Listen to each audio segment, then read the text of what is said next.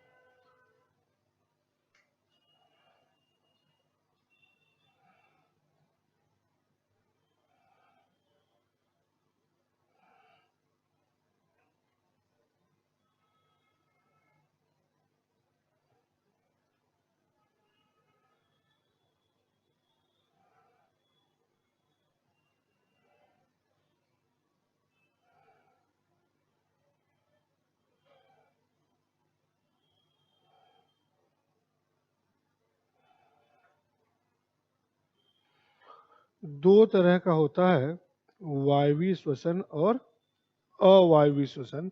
उसी को aerobic respiration English में या ऑक्सी रेस्पिरेशन कहते हैं, हिंदी में वायवीय श्वसन या ऑक्सी श्वसन। दूसरा होता है अनएरोबिक एनएरोबिक रेस्पिरेशन या अनऑक्सी रेस्पिरेशन, अवायवीय श्वसन या अनऑक्सी श्वसन। अब समझना है, क्वेश्चन आंसर के फॉर्म में समझाने जा रहा हूं। क्वेश्चन भी मैं करूंगा, आंसर भी मैं ही दूंगा, बीच में मत टोक दीजिएगा, रिदम फ्लो जो बनता है उसको तोड़िएगा नहीं। वायवीय श्वसन मीन्स श्वसन का वह प्रकार जो वायु की उपस्थिति में होता है। किस वायु की उपस्थिति में होता है? प्राण वायु की उपस्थिति में होता है। मीन्स ऑक्सीजन को कहते हैं प्राण वायु। ठीक, तो वायवीय श्वसन मतलब वायु की उपस्थिति में होता है। कौन सी वायु की उपस्थिति में होता है? प्राण वायु की उपस्थिति में होता है। और प्राण वायु किसे कहते हैं? ऑक्सीजन को। मीन्स इसमें क्या होगा? इसमें O2 प्रेजेंट होगी। प्रेजेंट होने का मतलब O2 इन्वॉल्व होगी, O2 यूज होगी। और होता क्या इसमें है, जब O2 यूज होता है तो आपको जो चाहिए होता है वो मिलता है। क्या मिलता है? चाहिए क्या होता है? हाई अमाउंट ऑफ एनर्जी, अत्यधिक मात्रा में ऊर्जा चाहिए होता है, वो मिलता है। साथ ही साथ बाई प्रोडक्ट के रूप में, सह उत्पाद के रूप में क्या बन जाता है? CO2 और H2O। इसका क्या होता है? लो अमाउंट होता है, इसकी मात्रा क्या होती है? कम होती है। अभी आसान से फिर धीरे धीरे डीप अंदर ले जा रहा है, समझिएगा। अनऑक्सी श्वसन यानी अवायवीय श्वसन, यानी वायु की अनुपस्थिति में होता है। कौन सी वायु की अनुपस्थिति में होता है? प्राण वायु की अनुपस्थिति में होता है। और प्राण वायु किसे कहते हैं? ऑक्सीजन को कहते हैं। यानी O2 इसमें क्या हो गई? एब्सेंट। एब्सेंट होने का मीन्स वहां प्रेजेंट हो और यूज न भी हो तो भी उसको एब्सेंट कहते हैं। मीन्स एब्सेंट का मतलब कि उस टाइप के रेस्पिरेशन में ऑक्सीजन का यूज नहीं किया रहा तो उसको कह रहे हैं एब्सेंट। और अगर ऑक्सीजन यूज हो रही है तो उसे कहते हैं क्या? क्या कहते हैं? प्रेजेंट। ठीक, प्रेजेंट एब्सेंट जो लिखा हूं इसका मतलब समझिएगा कि प्रेजेंट लिखने का मतलब हुआ कि ये क्या हो गई? यूज्ड हो गई। वहां है तो यूज्ड हो गई। और एब्सेंट लिखने का मतलब अनयूज्ड है, वो या तो नहीं है या है भी तो यूज नहीं हो रही है। तो ऑक्सीजन अगर यूज नहीं होती है तो जो आपको चाहिए उसकी मात्रा बहुत कम बनती है और उसको आपको चाहिए क्या होता है? ठंडी नहीं लग रही है? ठीक लग रहा है? जैकेट भी उतार दिए यार, बाकी लोग तो खिड़की के सामने बैठने से डरते हैं कि खिड़की खुलेगी तो ठंड लगेगी। चलो अच्छी बात है।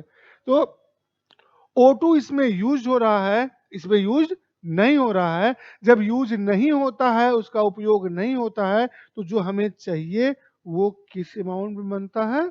लो अमाउंट में एनर्जी बनती है। बाई प्रोडक्ट जो है इसका हाई अमाउंट में बनता है। और इसका बाई प्रोडक्ट क्या होता है? इसका बाई प्रोडक्ट होता है लैक्टिक एसिड। लैक्टिक अम्ल जो है ये इसका सह उत्पाद क्या है? कार्बन डाइऑक्साइड और वाटर। इसका सह उत्पाद क्या होता है? लैक्टिक एसिड, और ये हाई अमाउंट में बनता है। ठीक। अब इसी चीज को दूसरे तरीके से समझिए कि रेस्पिरेशन मीन्स होता क्या है। तो रेस्पिरेशन मीन्स केवल इतना होता है क्या? Break down of glucose. Glucose का टूटना ही क्या है? श्वसन है। जब यह ग्लूकोज ऑक्सीजन की प्रेजेंस में टूटता है तो उसे ऑक्सी रेस्पिरेशन कहते हैं। जब यह ग्लूकोज ऑक्सीजन की प्रेजेंस में टूटता है तब आप उसे ऑक्सी रेस्पिरेशन कहते हो, और जब यह ग्लूकोज ऑक्सीजन की एब्सेंस में टूटता है तो उसे अनऑक्सी रेस्पिरेशन कहते हो। जब ये ग्लूकोज ऑक्सीजन के प्रेजेंस में टूटेगा तो ये आपको देगा अत्यधिक मात्रा में ऊर्जा, हाई अमाउंट ऑफ एनर्जी, जिसकी आपको रिक्वायरमेंट थी। जब ये बिना ऑक्सीजन के टूटेगा तो ये क्या देगा?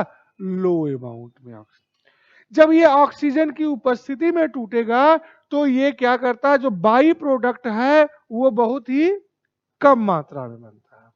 जब ऑक्सीजन की अनुपस्थिति में टूटेगा तो ये बाई प्रोडक्ट क्या है? अधिक मात्रा में देता है।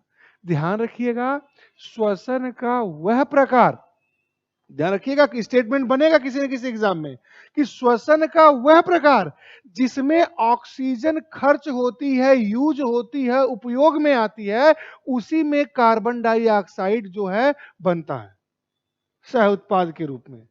श्वसन का वह प्रकार जिसमें ऑक्सीजन यूज नहीं होगी तो कार्बन डाइऑक्साइड प्रोड्यूस नहीं होगी। ध्यान रखिएगा, यहां ऑक्सीजन यूज किए तो कार्बन डाइऑक्साइड प्रोड्यूस, यहां ऑक्सीजन यूज नहीं किए तो कार्बन डाइऑक्साइड प्रोड्यूस नहीं हुई।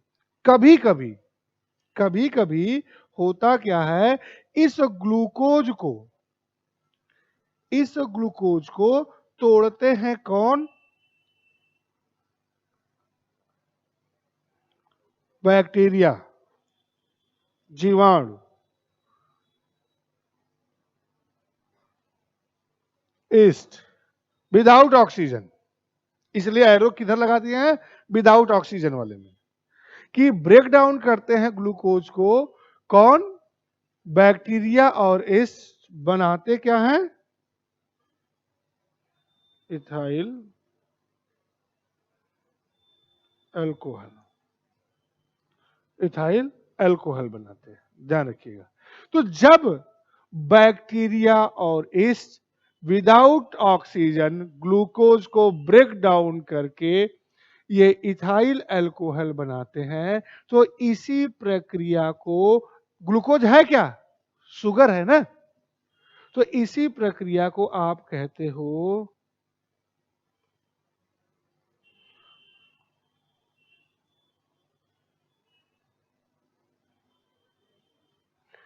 हिंदी में कहते हो शर्करा किण्वन, शुगर फर्मेंटेशन। शर्करा किण्वन नाम सुना होगा, ठीक है। तो यहां चूंकि शुगर फर्मेंटेशन क्यों कर रहे हैं? क्योंकि शर्करा का हो रहा है, शुगर का हो रहा है। यानी main thing is that we have या we need to know about fermentation. हमें समझने की जरूरत है। किसको समझने की जरूरत है? फर्मेंटेशन। क्योंकि यहां शुगर का हो रहा है, शुगर का, डंग का होगा तो डंग का भी कह देंगे, गोबर का। हंसने की बात नहीं है।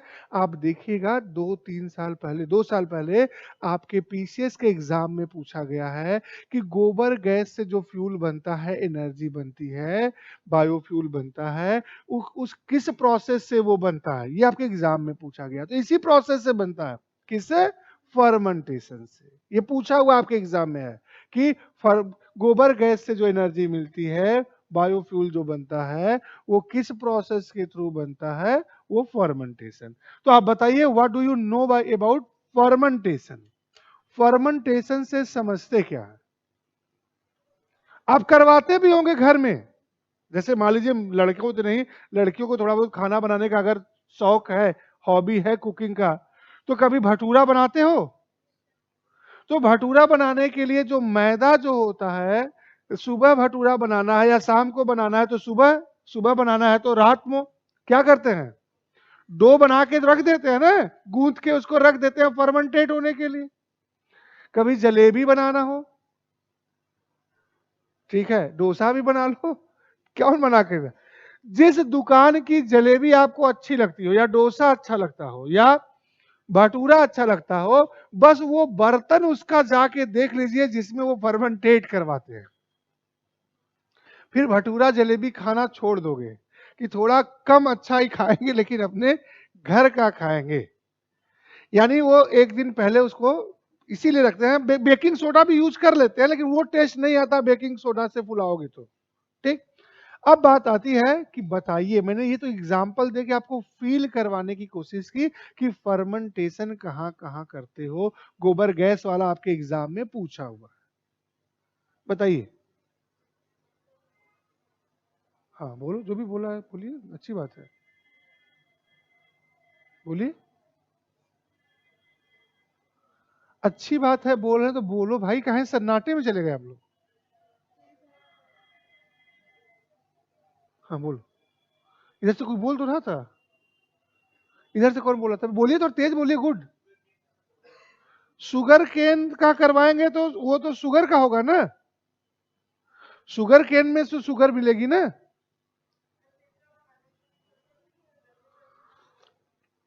हाँ, गन्ने शुगर केन जूस से सिरका बनाते हैं, वो भी होता है। एग्जाम्पल तो बड़ी पूछ रहे हैं, एग्जाम्पल मत ढूंढिए, प्रोसेस को डिफाइन करने की कोशिश करिए। यहाँ हाँ,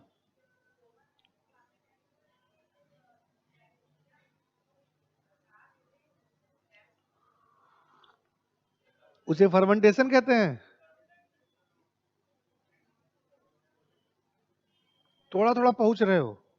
देखो यहाँ हमें बेसिकली एनर्जी चाहिए, गोबर गैस में भी एनर्जी चाहिए, मैं आपको हिंट दे रहा हूँ। हाँ,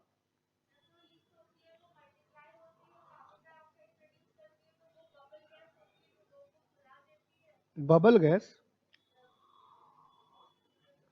गैस का बबल, बबल गैस नहीं, गैस का बबल। हाँ, फिर आप डो में क्यों अटके? मैंने हर एग्जाम्पल अलग अलग तरह के दिया कि जब हम छोला सॉरी भटूरा या जलेबी बना रहे हैं, तो हमें फिर वहां एनर्जी की रिक्वायरमेंट के लिए नहीं बना रहे हैं ना, वहां तो हम क्या कर रहे हैं? टेस्ट बढ़ाने के लिए कर रहे हैं। लेकिन जब हम गोबर गैस में कर रहे हैं, जब हम यहां कर रहे हैं, तो हम किस लिए कर रहे हैं? To fulfil our energy requirement. तो फर्मेंट, देखिए अब आसान लैंग्वेज बता रहे हैं, कहीं आपको जल्दी मिलेगा नहीं, ठीक है, मिलेगा, कुछ किताबों में मिलेगा जो आप। fermentation is the process in which we are trying to produce energy by changing chemical composition of any object। किसी भी वस्तु के रासायनिक स्वरूप को बदलकर उससे ऊर्जा प्राप्त करने की जो विधि होती है, वही होती है फर्मेंटेशन। भौतिक स्वरूप बदल भी सकता है, नहीं भी बदल सकता है। यानी केमिकल स्वरूप जब चेंज करोगे तो केमिकल बॉन्डिंग में जो एनर्जी है, उस एनर्जी को, जैसे गोबर गैस से जब एनर्जी ले रहे थे तो बॉन्ड उसका तोड़ के एनर्जी लिए, गोबर का स्वरूप नहीं बदला। गोबर सोना तो नहीं हो गया ना, नहीं, लेकिन यहां शुगर किस में बदल गया? अल्कोहल में बदल गया। तो किण्वन क्या होती है? Fermentation is the process in which we are trying to produce energy by changing chemical composition of any object. किण्वन वह प्रक्रिया है जिसमें किसी वस्तु के रासायनिक स्वरूप को बदलकर उससे ऊर्जा प्राप्त करने की कोशिश की जाती है। भौतिक स्वरूप बदल भी सकता है, नहीं भी बदल सकता है। ठीक, तो ये पहले तो इतना लिख दीजिए। अब इसको अलग से हेडिंग डाल के लिखवाने की जरूरत है? ऐसी हो जाएगा, समझ में आएगी ना बात?